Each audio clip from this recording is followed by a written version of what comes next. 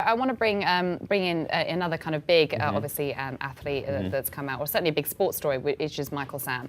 Yes. You know, he's come out Yes. this week, and is the first openly gay footballer in the NFL. At least he's going to be, hopefully in the first draft of picks.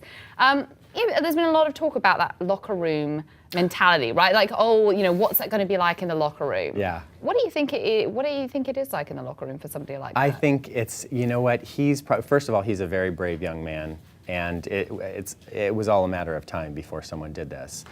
But the way I look at it, he's going to work. It's his job. I don't know why people would be concerned about the locker room. This guy's, he's working, so it's nothing more than that. So, but in terms of the locker room, people are making this sort of, stink about like, how does it affect locker room politics and stuff? What is it like in figure skating? I mean, I think that people have a perception of it being kind of fluffy, sparkly right. sequins, but I should imagine the reality is something a little bit more.